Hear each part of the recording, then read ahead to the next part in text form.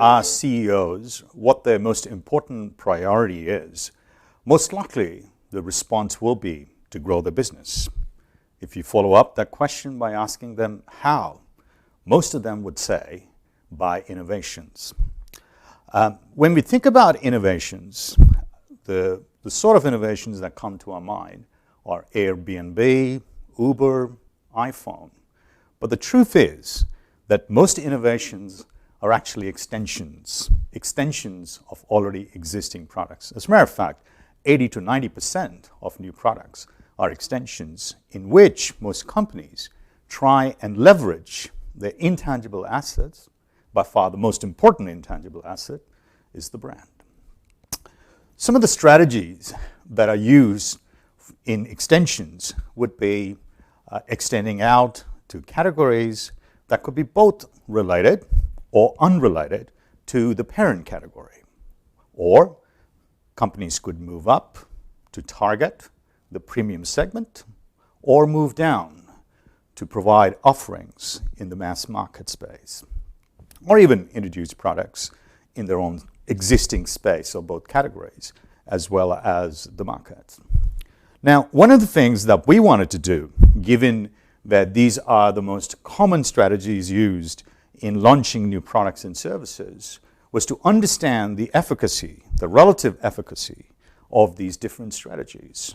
So what we did was collect data from the automotive industry, because a lot of companies have been involved in implementing such strategic moves within the industry. And without getting into too much detail, we were also interested in both the long and the short-term impact of these strategies. So we looked at things like the outcome variables like firm value, firm risk, and income of the company. Now, the one or two findings that I would like to emphasize on would be that the strategic move that works the most, that works the best for the company, is when they move up the quality ladder. The second thing is that it's not by acquiring a firm that they can move up the ladder, but actually organic growth. To give you an example, Hyundai has most recently launched Genesis, which is a step up for them, a premium brand that they are developing from within the company, in comparison to, say, Tata's acquiring Jaguar or Land Rover. So let me try and contextualize this learning to the Indian environment. Most recently, Brand Finance has released its 500 list of most valuable brands. And it turns out, as you would expect, most of the American and European brands are still the most valuable brands. But China is a close second. So China, or Chinese brands, are catching up. But the most important finding of that is there's only one brand, and it's for the first time that an Indian brand has broken into the top 100, and that happens to be the Tatas.